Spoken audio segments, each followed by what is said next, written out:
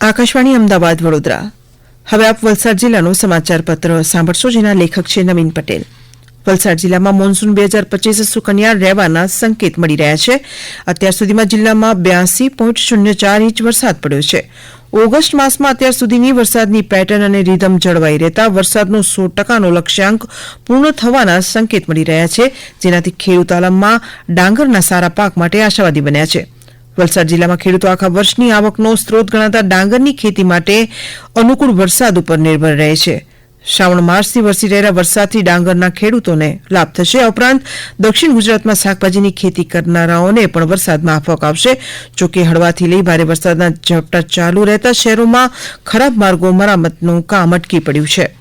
ગુજરાત સાહિત્ય અકાદમી ગાંધીનગર અને અન્ય સંસ્થાઓના સંયુક્ત ઉપક્રમે ધરમપુરના સરકારી તાલુકામાં પુસ્તકાલયમાં વીર કવિ નર્મદની 192મી જન્મ જયંતિની ઉજવણી કરવામાં આવી હતી. કાર્યક્રમની શરૂઆત નર્મદની પ્રતિમાને ફૂલહાર અર્પણથી થઈ. ત્યારબાદ પદયાત્રા યોજવામાં આવી. સમારંભની શરૂઆતમાં નર્મદ રચિત ગુજરાતના રાષ્ટ્રગાન જય જય ગરવી ગુજરાતથી થઈ હતી. વનરાજ કોલેજ અને કોરબા છાત્રાલયના વિદ્યાર્થીઓએ પણ કાર્યક્રમમાં ભાગ લીધો. કપરાળા, પિંડવણ અને કાજરણ છોડથી આવેલા સાહિત્યકારોએ કાર્યક્રમને માણ્યો. આ રીતે નર્મદ જયંતિની ઉજવણી વિશ્વ ગુજરાતી દિવસ તરીકે સાર્થક બની. શ્રી વલસાડ તાલુકા પટેલ સમાજ પ્રગતિ મંડળ દ્વારા આયોજિત શૈક્ષણિક કારકિર્દી માર્ગદર્શન સેમિનારનું આયોજન વલસાડ કોળી પટેલ સમાજવાડી ખાતે વલસાડના ધારાસભ્ય ભરતભાઈ પટેલના અધ્યક્ષસ્થાને કરવામાં આવ્યું હતું. ડોક્ટર દીપેશ શાહ દ્વારા ધોરણ 10 પછીની વિવિધ તકોમાં સાયન્સ, કોમર્સ, આર્ટ્સ, ડિપ્લોમા અને આઈટીઆઈટી જેવા વિવિધ કારકિર્દીની તકોની વિસ્તારપૂર્વક ચર્ચા કરી હતી.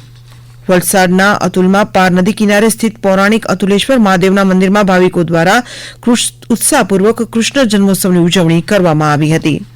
વલસાડ તાલુકાના એપીએમસી ગ્રાઉન્ડ ખાતે ઉદ્યોગ, લઘુ, સૂક્ષ્મ અને મધ્યમ ઉદ્યોગ, કુટીર, ખાદી અને ગ્રામોદ્યોગ અને નાગરિક ઉડ્ડયન, શ્રમ અને રોજગારના કેબિનેટ મંત્રી શ્રી બલવંતસિંહ રાજપૂતની અધ્યક્ષતામાં 79મા સ્વાતંત્ર્ય પર્વની વલસાડ જિલ્લા કક્ષાની ઉજવણી કરવામાં આવી હતી. વલસાડ જિલ્લામાં લંપી સ્કિન ડિસીઝ સામે વ્યાપક રસીકરણ અભિયાન હાથ ધરવામાં આવ્યું છે. જિલ્લામાં અત્યાર સુધીમાં 62,000થી વધુ પશુઓને લંપી વાયરસની રસી આપવામાં આવી છે. વલસાડ જિલ્લા વિજ્ઞાન કેન્દ્ર ધરમપુર ખાતે તારીખ 2 થી 15 ઓગસ્ટ 2025 દરમિયાન હર ઘર તિરંગા અભિયાન હેઠળ વિવિધ કાર્યક્રમોનું આયોજન કરવામાં આવ્યું હતું. જે અંતર્ગત હર ઘર તિરંગા અભિયાન ત્રિવેણી કાર્યક્રમનું આયોજન પણ કરવામાં આવ્યું હતું.